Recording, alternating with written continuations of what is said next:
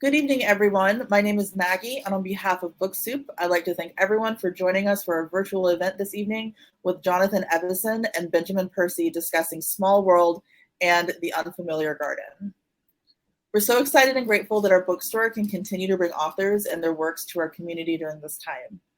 We'll be hosting more virtual events in the near future, and you can learn more about them on our website, booksoup.com, as well as our social media at BookSoup.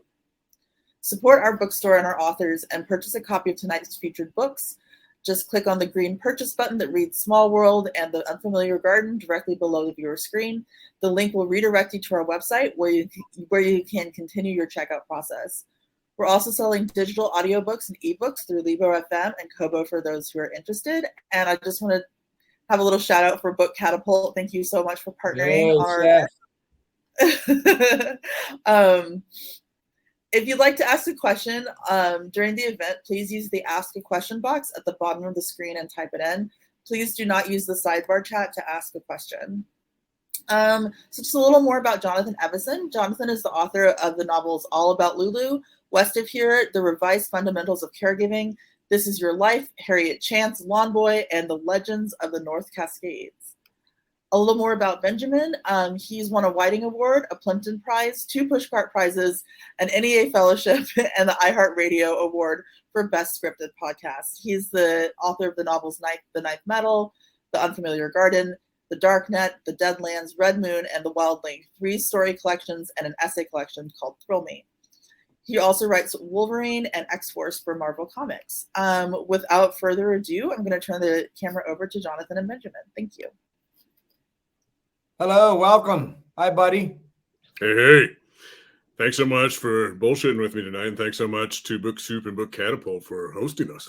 Yes, we were supposed to do this in June, and you missed a flight or something like that. Where I was lost in an airport limbo. Yeah, but now we're back. We're united once again.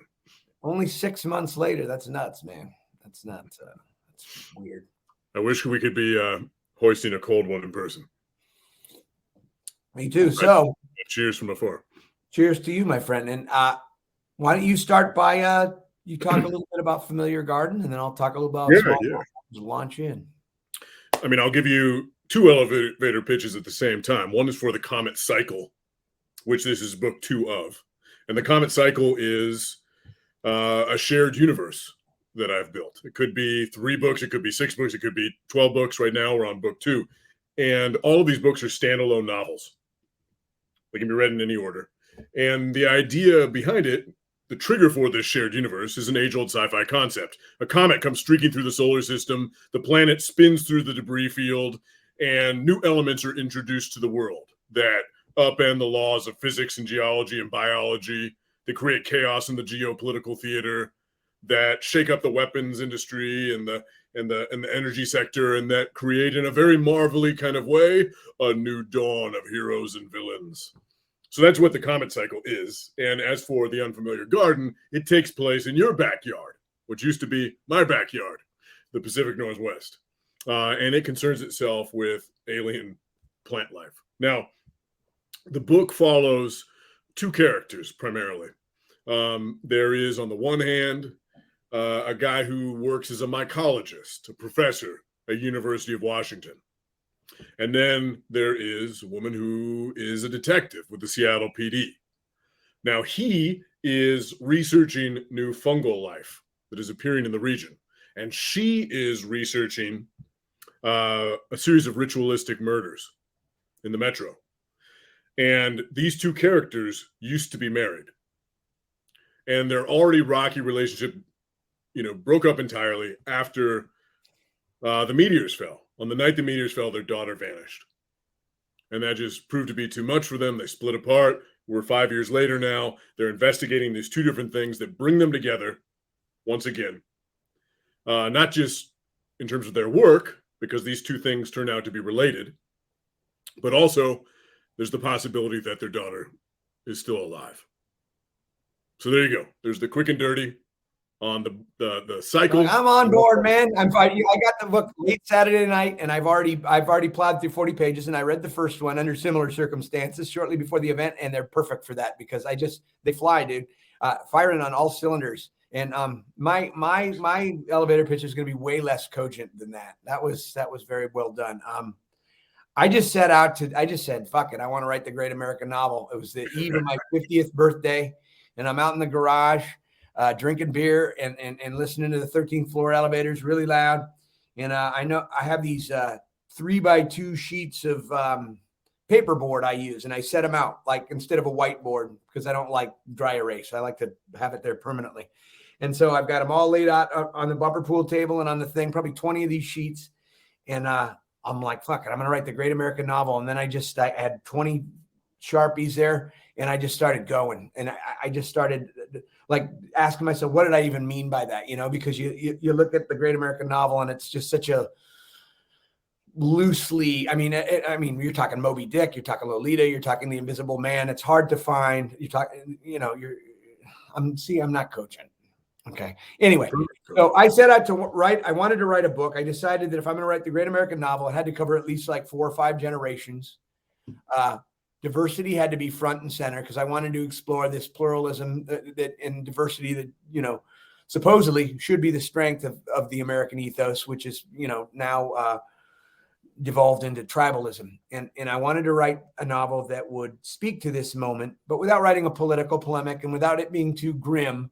So I've got these modern passengers on a train speeding towards a doomed ending. And now that's about all I say about the modern times is that we're on a speeding train. And now that I think about it, it should really be speeding south. Then I started to follow each of these characters starting 5 generations ago in 1851, the stories of their ancestors to what brought them to this moment. And they toggle back, actually. They work really good together. It sounds kind of crazy and stuff, but it is it's designed to kind of be a page turner. I mean, I wanted to write a big literary novel that would just consume the reader. And I didn't sell it to you very good. You're just going to have to take my word for it. And I haven't really learned how to do an elevator pitch for this book because it's got 20 points of view and a bifurcated timeline by 70 years. It's got the transcontinental railroad. It's got the gold rush. I just don't really know how to. That's why I write books, so I don't have to tell stories out loud. No, I think you did. You captured it perfectly. I mean, great American novel, taking a swing for that is kind of your thing. And I love the way in which the railroad, which is that, age-old symbol of the American frontier, right? How it stitches together the continent, but also stitches together all of these characters. And I'm curious about that in the way in which you think about, you did this in West of here. You did it here. You have a present, you have a past, you have a sprawling cast. How do you begin to organize, that sweeping expanse? Well, I kind of just started. Obviously, I started with designing my characters. I wasn't designing set pieces or outlining per se. So my original outline was literally, originally it was 6 sets of characters, so 12, and ancillary characters as well. And I ended up getting 2 sets of them, so 4 major characters. They weren't coalescing. They weren't serving the whole well enough. It just became logistical with them. Like I couldn't get them on the modern train without straining credulity. But basically the outline was just like, I've got to make sure the biggest thing with a big cast, and I did this okay in West of here. I think I handled it a lot more adeptly here, was that my characters are going to be off the page for 60 and 70 pages at a time. And that's a big ask of the reader. And I never want to write a book that's got the persona dramatis or a key at the front where the reader has to stop and go, who is this? Oh, it's so-and-so. I don't want that because the spell is broken. And so, it was mostly about, first of all, just organizing like, okay, I'm going to do the Bergens, modern and 1850s. Then I'm going to do the Chens, modern 1850s. Then I'm going to do George the Flowers family, modern, and so forth. And then just to see it on the page there, like, okay, this is what I'm dealing with. So I'm cycling all these characters once every maybe 90 or 80 pages. So then it all became about creating a system of connectivity, so that I can keep the reader aware of all these other characters, even when they weren't on the page. And so that's where all the connective tissue came from. So I wrote it pretty organically, just as I'd planned it, because I knew that I would miss opportunities for connectivity otherwise. So like some of those, one layer would be like, geographical, one layer would be, experiential, one genealogical, sometimes even coincidental. Sometimes it's just the fact that it's snowing in two places, just something to bring these other characters into at all times, so that it didn't just read like vignettes and then at page 200, everyone's like, oh, I get it. They're connected. I had to really start getting to that connectivity right away, which I don't think I did as much in West of Here. I think for like the first 100 pages, you're kind of like, okay, I'm getting to know these characters. And then all of a sudden you're reading a Bigfoot field research, report. And you're like, oh, what just happened? So anyway, I don't even know if I answered the question. That's how I approached it, was just being very aware of what information I was giving out, really viewing, and I'm sure you do this too, because you're a big outliner, just viewing the story purely as information on some level. Like, what does the reader know? What have I told them? And how can I work with that? Yeah. Now, before I get into that, I just want to point out that you're all caught up to speed right now. But for a while there was just like a slight lag in the internet connection, and you look like a badly dubbed movie. It was very entertaining. Yeah. Well, I sound like that anyway, dude. I'm biomanic, so it's okay. You didn't miss anything, I promise. Everything good I have to offer you people is on the page. I hate this guy. I really do. I'm full of self-loathing. I want to ask you right off the bat a similar question. You pitched these first as the cycle, you pitched the whole trilogy, and then you pitched them individually. Did you conceive of the whole trilogy first? I mean, yeah, I'll talk a little bit about, how I conceived of this, which was, both the stories and the marketing platform. So when I put together this pitch, which was, almost a book in itself. It's probably 100 pages altogether that I gave the publisher. I had all of the books, not just excerpts from all three books, but outlines for all three books, and then a sort of holistic vision of what this thing was. Now, to rewind for a second, I grew up on comic books. I moved around quite a bit as a kid, but for the first 6 years of my life, I lived in Crow, Oregon, outside of Eugene. And we didn't have a grocery store. It was such a small town that we had a mercantile with, wide board floors and like lacquered fish and deer mounts on the wall. And my mom would take me in there and deposit me below the spinner rack. And I miss spinner racks. You used to go into a convenience store, grocery stores. They were everywhere. Comics were everywhere. And if I was good, and I just sat there reading comics the whole time, and I was good, I got to take one home. I didn't want chocolate and bubble gum. I wanted cape and spandex. And that was kind of the definitive reading experience of my childhood. Like, I can't remember the first novel I read. Maybe it was The Hobbit. Maybe it was a Ramona Quimby book. Maybe it was House with a Clock in its Walls. I don't know. But I remember all those comic books because I read them again and again and again until they fell apart in my hands. And one of the things I loved about them was that they're part of a shared universe, right? You can read Batman, and what happens in Batman carries over to Wonder Woman, carries over to Green Lantern, carries over to Superman. You can read them singularly, or you can read them together and understand how there's synergy between them and how they're rubbing up against one another. And, I came to later understand that the same thing was happening in the work of Faulkner or in the work of Louise Erdrich, for instance. They were building their own shared universes. And I sort of created in this cycle, less sequels than a bestiary or a family of books. That cousin each other. I mentioned before, they all happen simultaneously and they're standalone books.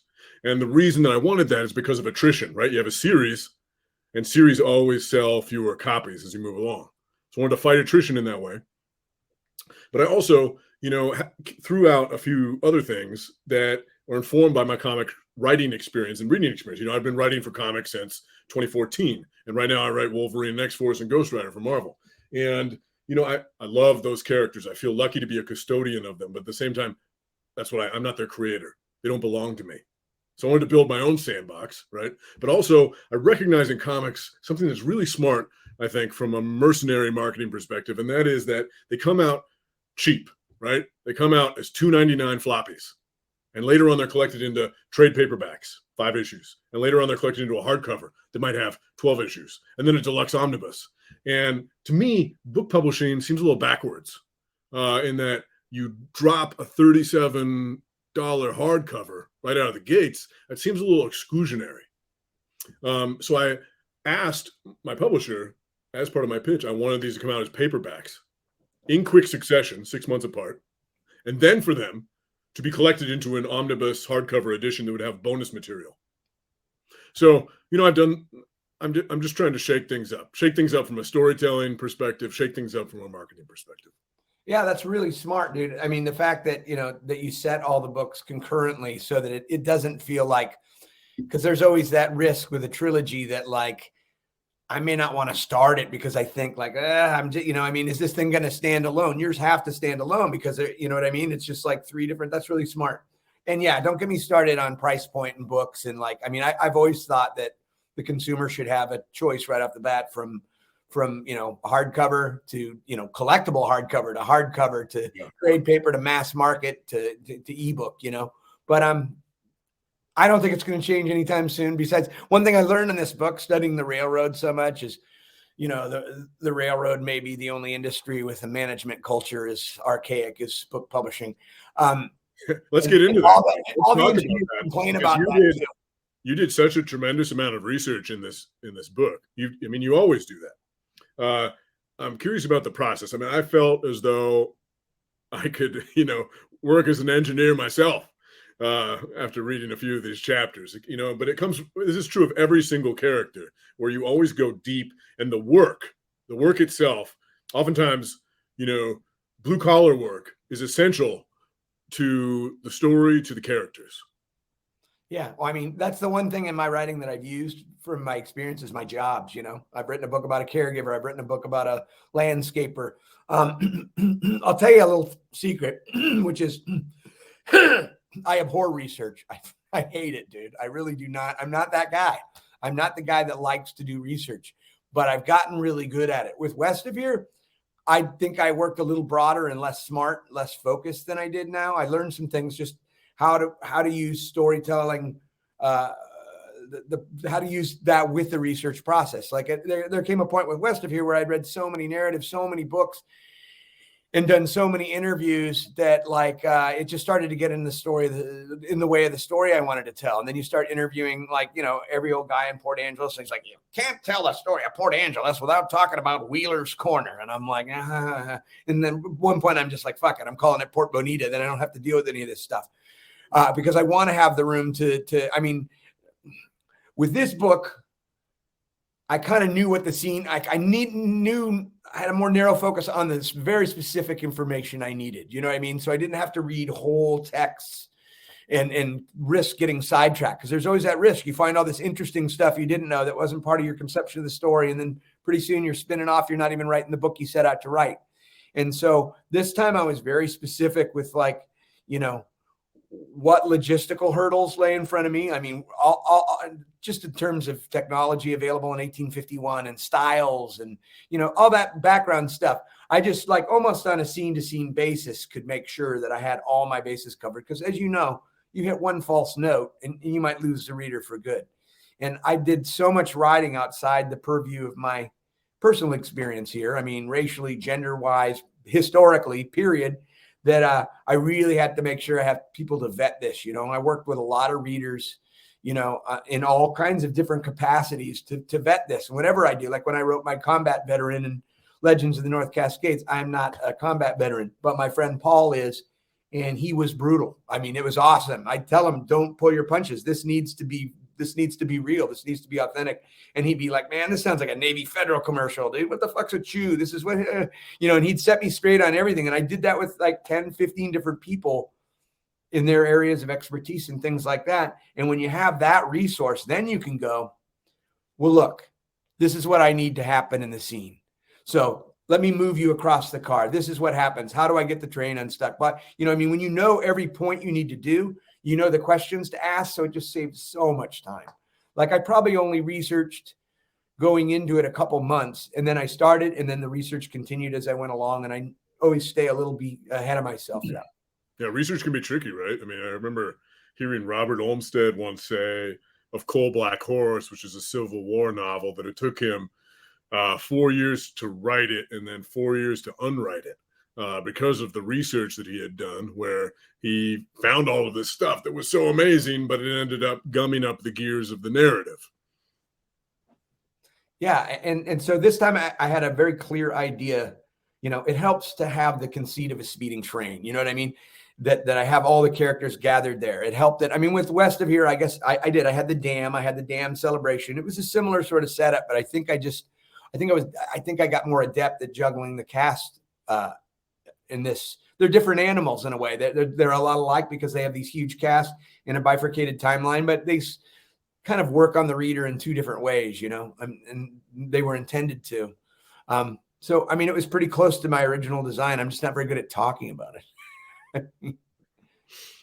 It's interesting to hear you talk about, okay, here I have West of Here, and then here I have Small World, and I'm trying to do something similar with different goals, stylistic goals, and goals for the characters and the message and everything else. And whenever I'm approaching a book, I do something similar where I'm like, I don't want to just rinse and repeat, right? I typically have some sort of craft goal in front of me, oftentimes. Yeah. So in this case, like with the Ninth Metal, that was a very expansive book. Ninth Metal being the first book in the Comet Cycle. It had a large cast, and it swept across time as well. In this case, I wanted to contract everything, compact everything. And I mentioned earlier how there's two characters. And my goal was to create a he said, she said story. So, if you look at Lauren Groff's Fates and Furies, or if you look at a book like Gone Girl, or if you look at a show like The Affair, right? They have these unreliable perspectives that are essentially warring with each other. So I have these two central characters. I also have sort of another couple that's a nesting doll within the story that are kind of the B plot. But the way in which they're talking to each other, the he said, she said of it all, I wanted to be the structure of the book, and that ultimately move towards a singular, a singular consciousness, a they, from he said, she said to they, the plural point of view at the end. And given that fungus, is one of the things that's being written about, I thought that the idea of a kind of symbiosis would be thematically sound as well. Yep, form and content, marrying the two. That's brilliant. Yeah, when you were talking about that, I did something similar with This Is Your Life, Harriet Chance, where I had the two narrative voices that eventually melded into one collective voice towards the end of the book. But like the whole idea was it was like a he said, she said, and that like one narrative provided the trigger, and that trigger would allow me to move anywhere in Harriet's life. But that was always a forward trigger. So it worked just like the reflective mind works. We don't remember our lives linearly, but just the idea of connecting those two. And I'm totally with you on the having a craft goal. To me, the goal is to play in a really high stakes game. And I wanted to, I guess I was feeling kind of like turning 50 lit a fire under my ass, and I really, really wanted to swing for the fences. So the conceit of the thing was the first thing that was born. It's like, I really want to challenge myself here.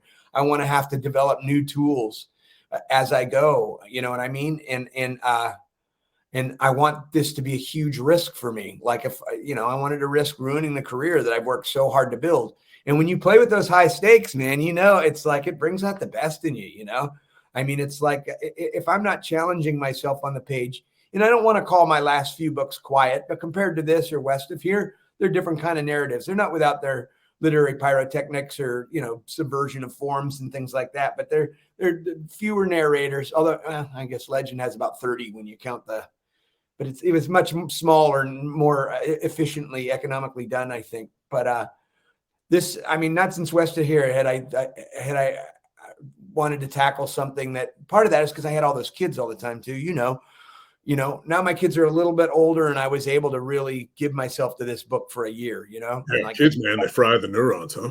Oh God, yeah. It. You got two. Three's not that much harder than two, actually, but there's more fights to break up. You got to switch from man to man to zone defense. Mm-hmm. So you've already kind of touched on this, and it's interesting because I've known you a long time, and when I read your earlier books like The Wilding and then your stories, it's interesting that the more comic book inspired younger you has kind of become more relevant in the later half of your career? Like your earlier efforts after Iowa were more, I'd say more straight ahead literary, less genre, less, I don't know, just conceived in a more literary style. And then about midway through your career, I think maybe starting at about Red Moon is when you started in with, I remember us talking about it and you're like, I want to write genre stories, but with literary chops, I think was how you described it. I want to tell me how this journey went from the Iowa Writers Workshop being kind of literary and then moving into a more, how you're talking now. Sure. But to clarify something, I was rejected from the Iowa Writers Workshop as a student, but I later taught there. But the idea, behind this weird hybridization is that I grew up on genre. I grew up on vampires and dragons and robots with laser eyes and barbarians with woolly underpants. and it wasn't until I walked into my first creative writing classroom that I found that challenged. I was told by the professor, who looked like a mannequin, he was hairless and expressionless, that there would be no genre written in the course or read. And I very earnestly put up my hand and said, but what else is there? And I soon thereafter, fell in love with the work of Raymond Carver, James Baldwin, Alice Munro, Leslie Silko, writers I'd never heard of before. And I fell in love with literary fiction. I never fell out of love with genre fiction. And I came to a place years later where, and it was triggered by a few different things, one of which was I read this book called Thrilling Tales, which was edited by Michael Chabon, and he invited a bunch of writers to write the kind of story that they would have loved when growing up.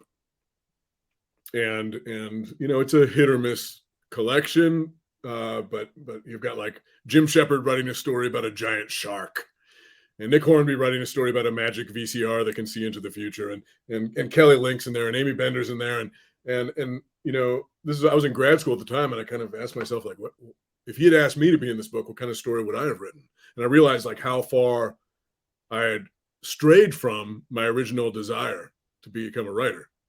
And even though my first two books are literary short stories, they all have genre elements in them. They just become more pronounced over time. I mean, I've got a story in Language of Elk that's titled Unearthed, and it's a ghost story. It's about a father who's sort of an amateur archaeologist, and he brings home from a cave some native artifacts, including a body he finds buried there, and it's about this sort of trespass that's occurred. It's also about the fact that his wife has left him, and so there's sort of like this analogous relationship between the two, and he's a haunted character, and anyways, moving on, like Refresh, which is probably my most notable story. I originally wrote that as a work of magical realism, and the kids in that story actually became their fathers by the end of it. They transformed into their fathers. And my agent, Catherine Fawcett, she, very wisely said, like, the message, the metaphor is already there. That doesn't need to happen. But I was trying to write genre fiction and just not able to pull it off. But eventually I came to this place where I saw the writers who I wanted to be like, and they were writing artfully told but compulsively readable stories. And I'm talking about writers like Margaret Atwood or Octavia Butler or Kate Atkinson or Susanna Clarke or Cormac McCarthy or Dennis Lehane or Peter Straub or Ursula K. Le Guin. And, you look at Cormac McCarthy, like, where does he belong in a bookstore? All the Pretty Horses is a Western, No Country for Old Men is crime, The Road is post-apocalyptic, Child of God is horror, Suttree is literature, and it just, in the end, it doesn't matter. He gets his own section, which is the baby eating section, because there's 3 separate books, maybe 4, where a child is actually ingested. I know it happens in The Road, I think in Outer Dark. I think I counted 4 in the Overwire where somebody actually eats a baby, cannibalism. And it's like, man, that takes some nads to go back to that well. So I think he goes in the baby eating section of the bookstore. What's wrong with you, Cormac? There's a goal for your next novel, Evison. I mean, you keep going back to, I mean, I could see throwing baby eating in there once, but 4 times, man. At some point you're like, I mean, I wonder if he's ever eaten a baby. You know what I mean? I mean, people eat babies in Cormac McCarthy's novels as oftentimes as bears and severed appendages show up in John Irving novels. Yeah, bears, dancing bears. What's the other one? And incest. That's another popular one with Irving. So there was a question on there about both. Let's see you pivot your way out of that one, Evison. Nice transition, huh? Somebody wants to know about our work schedules, which I think in the case of us might be, I mean, more than any, you're the only writer I know that really, I know personally that there's like my friend that works as hard as I do and as much as I do, that has that sort of, we both had 2 books come out in a 6-month period, which isn't really actually in some ways an enviable position in the literary market, but it's just the way things worked out for me moving publishers. But like, we're just always working. I mean, I've already finished my next novel. I'm 100 pages into the one after that. And I just finished a feature screenplay. You're constantly writing your comics. As far as I know, you're already done with your trilogy, and I know you're working on something else. So I'll start. I mean, like what I do now with all the kids is that I work at the cabin 2.5 days a week. All my writing happens in 2.5 days a week. And I write like 16 hours, and 8 hours.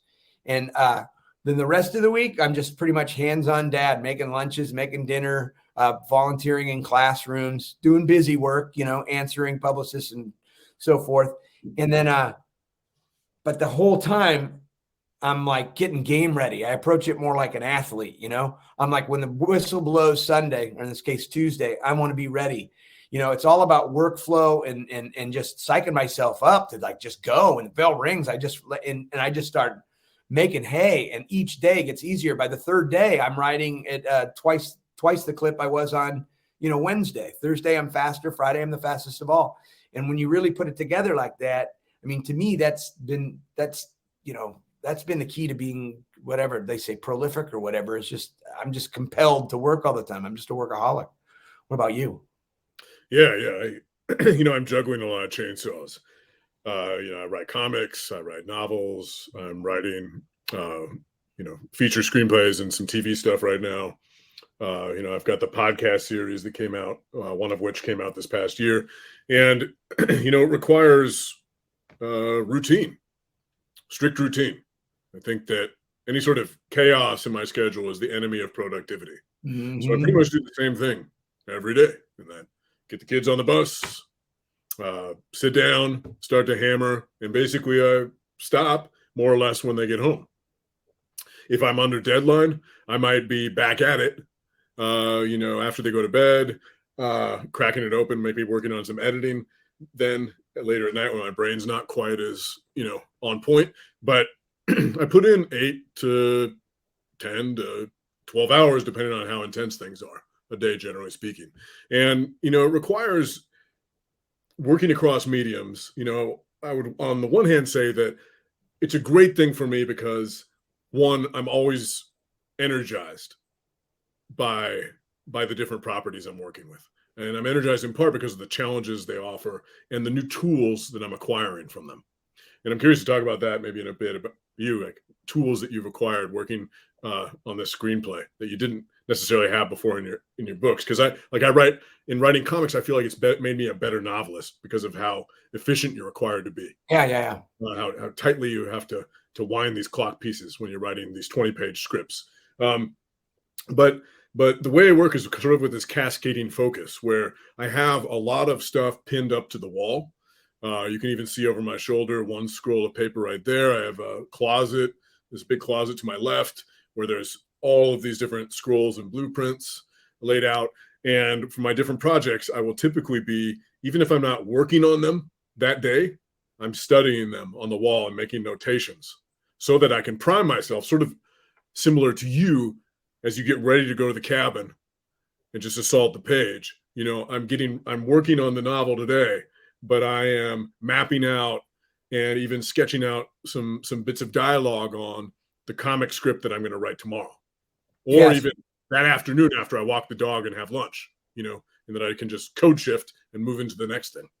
Yeah. I mean, I'm usually working on 3 novels at once, but like, it's not like it sounds, people think like, how do you keep everything straight? The different worlds, and it would be really hard if I were composing 3 novels at one time, But the thing is I'm using different skill sets.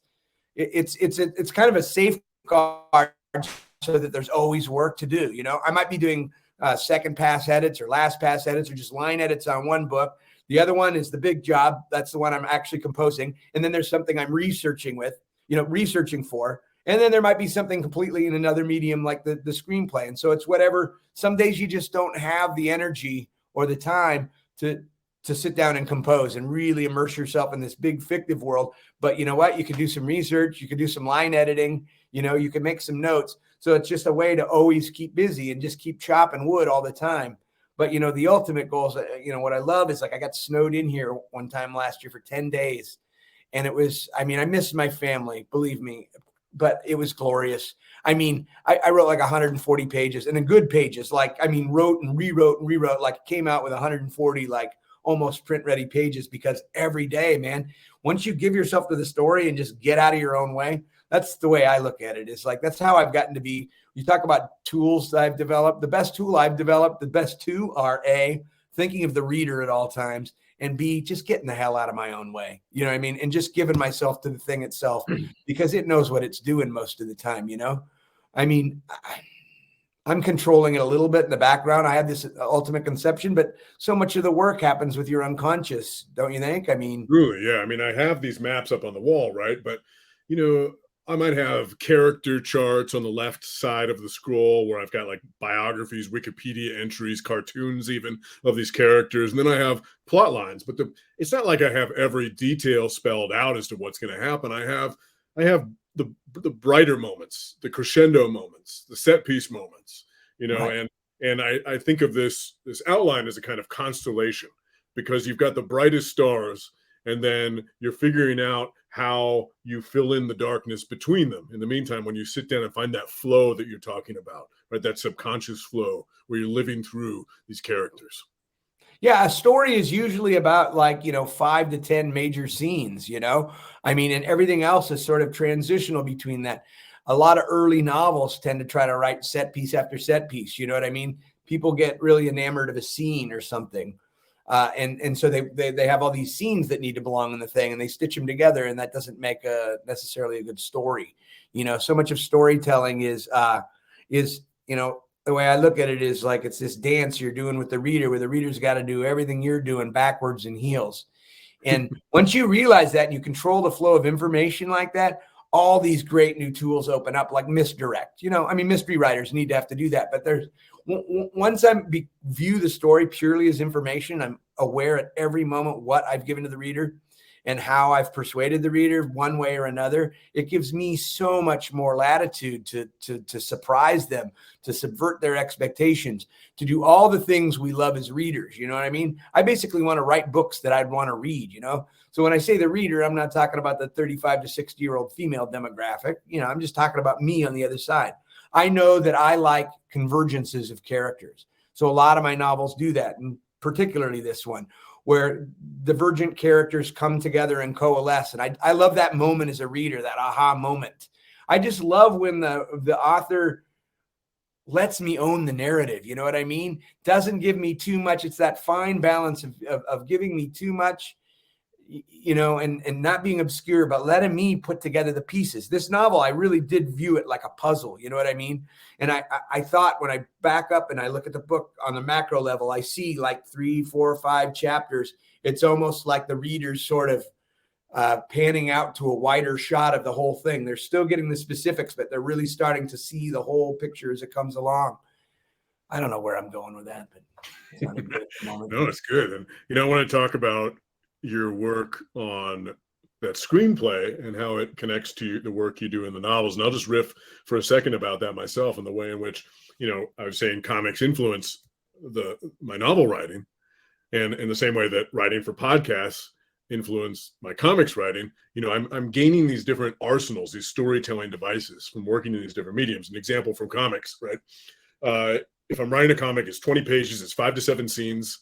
There's a plot, a B plot, a C plot, and a D plot, and the B plot of one issue becomes the A plot of the next, and the C plot becomes the B plot, and so on. There's typically a splash page. By that I mean a big singular image that takes up a whole page within the first 3 pages, and it's usually the last page as well. And I could go on, but we know, right, when we're writing novels that you're supposed to be contributing to character and moving the plot forward and contributing to theme, maybe all at the same time, at least two of those things at the same time. But, right, novels are, as Flaubert says, baggy monsters. And we can get a bit loose and squishy with it all because you have, I've got 700 pages. I'll get to it. Right. But one of the things that the reader probably doesn't have 700 pages is the problem. But if you look at comics, right, here's Batman fighting the Joker or something, and they're talking they're yammering away the whole time. You know why? Because you only have 20 pages. And during that fight scene, they're going to be working something out emotionally as well. That probably ties into the theme of the story. And so things like that, these constraints that are put upon me. Terrence Hayes, when he's talking about form poet, like free verse versus form poetry, like a sonnet or a villanelle, he says, it's cool if you can break dance, but it's badass if you can break dance in a straitjacket. And comics, writing for comics feels like breakdancing in a straitjacket. And so does writing for TV, and so does writing for film. But the constraints, they can be inspiring. And those constraints can then later on become a prism through which I encounter the novels and realize ways that I can make this machine hum that much more smoothly. Yeah, absolutely. I think I love the constraints, and I love, to me as Westerners, we pretty much have been digesting stories the same way for hundreds of years. You know what I mean? I mean, it really does. At the end of the day, we're still sort of beholden to Aristotelian dramatics, the three acts, or even it could be 5 acts, but the swelling of action, the rising stakes, the denouement, the climax, and all of that stuff. And so that's one of the reasons I love writing with all these points of view, because that's easy enough done and said after you've written 17 books. We basically know a character arc. Like, we know how to make the action for one character for a hero's journey. Just step up the action. Each decision complicates the journey and so forth. But then you try it with 20 people and it's like, yes, now you're talking, because then it becomes like an orchestral piece, because you still have to have this same overall swelling of action and rising of things, but you can't have everybody's arcs simultaneously doing the same thing. Everybody's emotional charges need to be reversed, but they can't all be happening at the same time. So you have to juggle all these things. So it's like subverting. I mean, I look at a big challenge is just, how do I subvert Aristotelian dramatics? How do I write basically a pretty classical standard 3-act beast, but like make it almost unrecognizable because there's so many moving parts and you're subverting it in so many different ways. And sometimes, like in West of here, in order to make it happen, I had to, basically Place just usurped the protagonist's role in the story. So the place of Port Bonita had pretty much a classical story arc, but it wasn't as recognizable as it would have been in A Bildungsroman or something with one narrator talking to you, because there was all these ancillary characters working as almost like decisions work for the character. Am I making any sense, or is that too obscure? I mean, I don't know. I'm not very good at voicing this stuff sometimes. You were actually silent the whole time and just glitching. Oh, good. Perfect. The past 7 minutes. No. Okay, perfect. No, and you said something earlier that I want to come back to. You were talking about being political without being polemical. I'm curious about that, and I'm thinking about that in my own work. Oftentimes, it's like, how do I tap into the moment? How do I write about hot button issues or frayed nerve issues in a way that doesn't feel like a lectern, right? And in writing about in writing these different books, right, they're all triggered by the same comet, but they take very different, sort of a hard left turn, a hard right turn into different territories. And I was thinking about, right, some of my favorite narratives that dealt with comets, like John Carpenter's The Thing, or H.P. Lovecraft's Color Out of Space, or Arthur C. Clarke's Hammer of God, or George R. R. Martin's Clash of Kings, and how they rely on comets as a supernatural device and an instigator of change. But also, I wanted to take this age-old symbol of collective fear. I don't just mean in these stories, I mean historically, right? This age-old symbol of collective fear, and using it as a way to sort of fantastically magnify anxieties that we face. Yeah. So like the first book, Ninth Metal, it's really about, it's about alien metal, but it's really about like rapacious energy consumption. And yeah, it could have been a 18th century narrative in this, you know what I mean? In terms of there was something timeless about it. It was science fiction, but like the mining, just the resource, the rapaciousness of it could have been a gold rush era story. Exactly.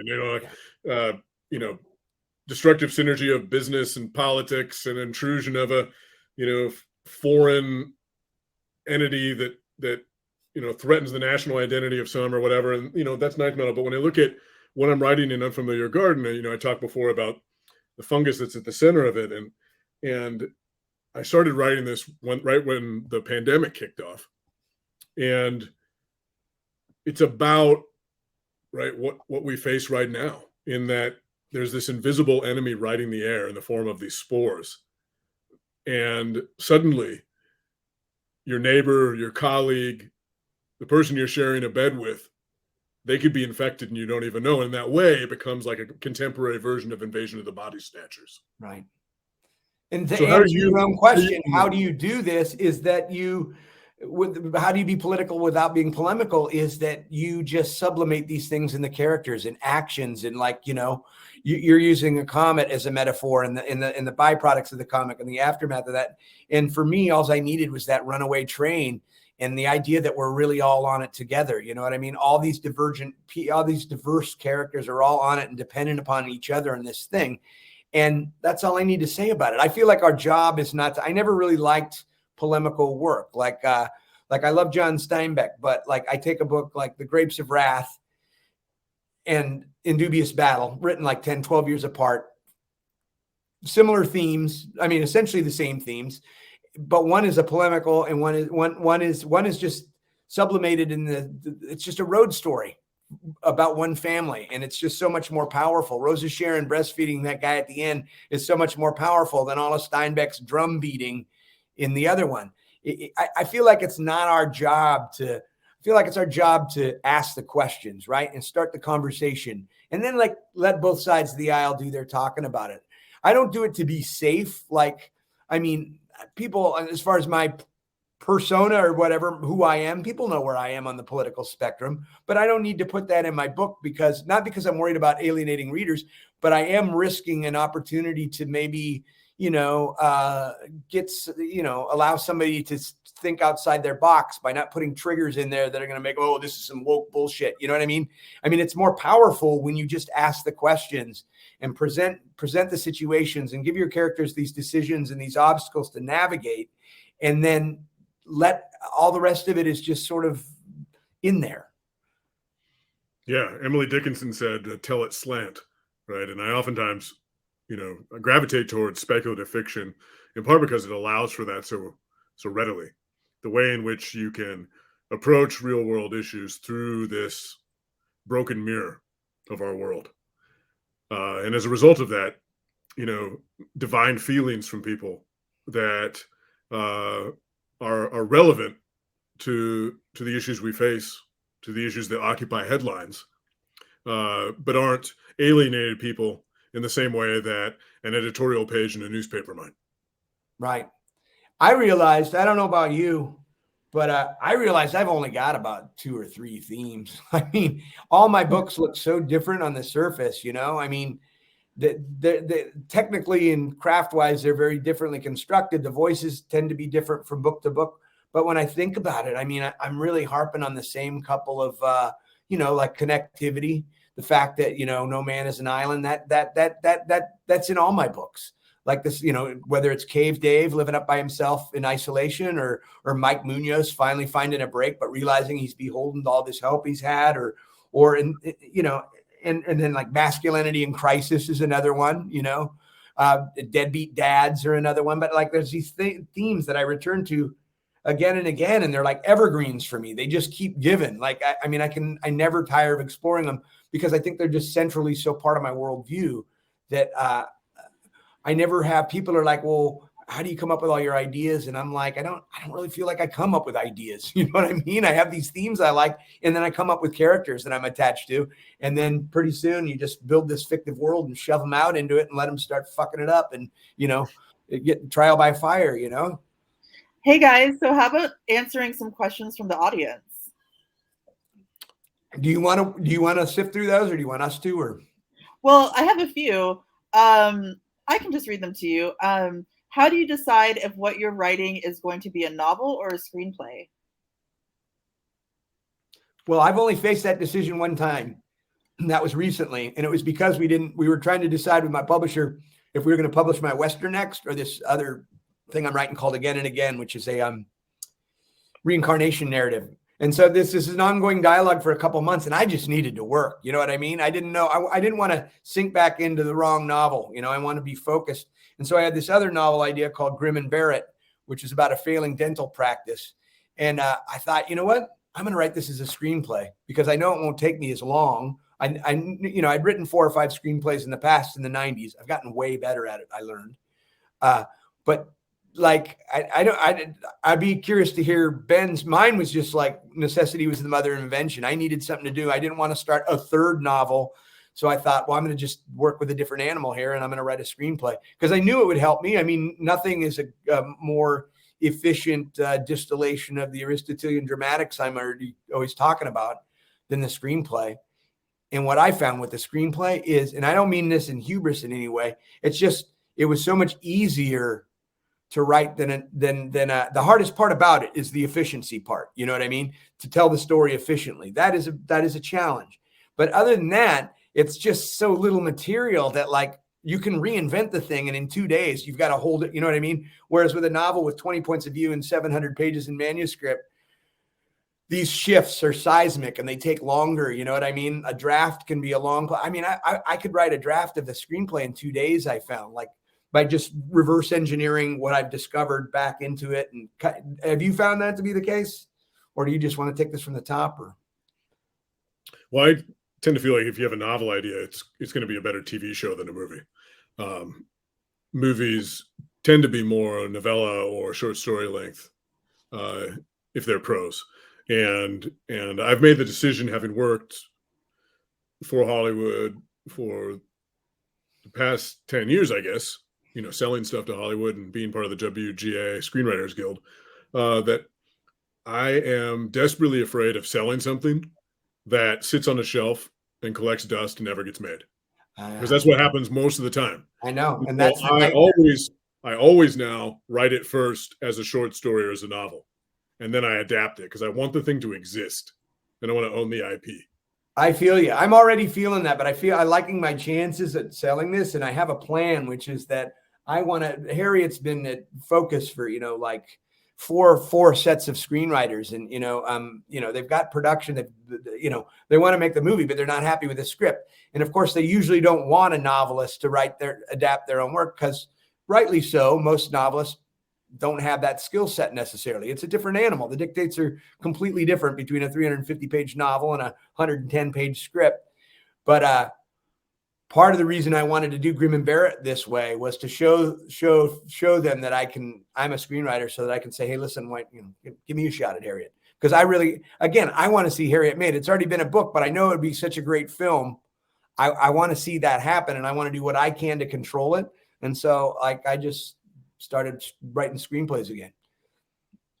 But I'm much better than I was 20 years ago. I love the form. I'm reading screenplays constantly now. I'm rewatching movies. I'm watching movies with the director's commentary on, just trying to figure out the component parts. But it's a much swifter process, obviously. Yeah, and for when you're used to slogging around like we were, it was just refreshingly, you know what I mean? Sometimes you'll get notes back from your beta readers and you got 7 sets of beta reader notes on a 600-page novel. And it's like, okay, man, I got to eat this elephant one bite at a time and just roll up your sleeves and do it. With a screenplay, you can just get the manic fit of energy and see it all right there. And since the whole thing's only 18, 20,000 words, probably, it's so much easier to move things apart. It's so much easier to just kill your darlings, get things out of the way, find clarity. That, again, it's the constraints of it, I think, that make it easiest in a way. Yep. You know what I mean? Because you absolutely know that you have to deal within these constraints. Whereas with the novel, you can kind of endlessly delineate. There's going to be somebody's going to say, look, man, don't go over 150,000 words or something. But with a screenplay, you can't write a 125-page comedy script unless you're already like an A-list writer. Producers will be like, feels a little heavy. You know what I mean? You know, this can't have comedy script. We want 105 to 110. I mean, they're pretty freaking rigorous about it. And, you know, even about how many brads you put in the dang thing, right? You know, don't want to put that brad in the middle or you look like a bush leaguer. One important literary question. What kind of beers are you both drinking? I'm drinking seltzer water. Lyman Kugels from just down the road in Eau Claire, Wisconsin. It's it's an amber. I'm jealous. I love Lyman Kugels. The only one we get out here, whenever I'm in that part of the country, I drink a lot of Lyman Kugels, but the only one they export out here is like their shandies. They're the fruity ones. Oh yeah. No, but like they have a nice dark brown beer. I love that. That's like one of my favorite regional breweries. It's not technically a microbrew though, right? I mean, it's just like a local regional brewery. Local brewery. It's a great place to hang out. The Liney's Lodge. We have another question. This is for Mr. Evison. You've written every type of book. Have you ever considered writing a shared universe trilogy a la the Comet Cycle? Well, when Ben talks about it, it sounds more appealing because he's got me over the fear of like the standalone. You know what I mean? That would always be my fear. I usually don't like to, people have asked me like, why don't you write a sequel? Because they want to see my characters continue. I just have never been able to bring myself to do it because for me, they just keep going anyway. It doesn't mean I have to write it down. I mean, I know where Craig is right now, dude. His team finished 11-7, second in the Seamount League last year. You know, 6 years after I finished the novel, they're still living with me, but I always just want to reinvent the wheel every time out. But when Ben talks about it, his conception of it sounds a lot more interesting to me because I've always sort of, you know, I don't read a lot of trilogies, you know, I don't even really know. I mean, Ben, when I finish your trilogy after the next book, it'll be the first trilogy I've, you know, read since Dos Passos USA trilogy, probably, you know, because I don't read a lot in genre. And that's usually where you find trilogies. I mean, I guess Lawrence Durrell I've read some literary trilogies over the centuries. You need to get your nerd on more, man. Yeah. It's tough, man. You get over the blurb pile sometimes, you know. One question also for Mr. Evison, but what draws you to the dramatic world of dentistry? I just think dentistry is a really good metaphor for the times. The dental markets are changing in so many ways. It was traditionally a very white, cisgender male, you know, occupation, and that's not the case anymore. And it was more about a family practice, work in the neighborhood. Now you have dental clinics. You got these clinics that are open up that are more like spas. There's just so much about the passing of the torch culturally that's just sort of built into dentistry for me. Plus I got to write a trade show, which I love because all trade shows are kind of the same with the exception of Comic-Con, which is actually like looks fun. But mostly a trade just setting up booths, going to panels and, you know, continuing education stuff.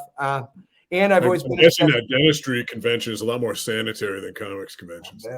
And I just love teeth. I'm freaked out by teeth. So the first thing was I had this character. I just envisioned him sort of speed dating, but he's such a perfectionist with teeth. He's kind of like, so he meets a girl and it's like, you know, everything's going great. And then he sees, you know, oh, that fourth bicuspid or something, or like, oh, there's an occlusal on 32. Deal breaker. A shallow hell situation. Well, thank you both for being here. This was wonderful. That's a wrap on our presentation. Thank you again to all of you who tuned in this evening. We greatly appreciate everyone's time and your support of Independent Bookstore. Support our bookstore, Book Soup, and our authors by purchasing a copy of tonight's featured book. Just click on the green purchase button that reads Small World and the Unfamiliar Garden directly below the viewer screen. If you'd like updates on our upcoming events, make sure to follow us on Crowdcast and subscribe to our newsletter. Have a great evening, and as always, more than ever, stay safe, everyone. Thank you. Thanks. Good to see you guys. Thanks for hosting. Great to see you, buddy. Talk soon.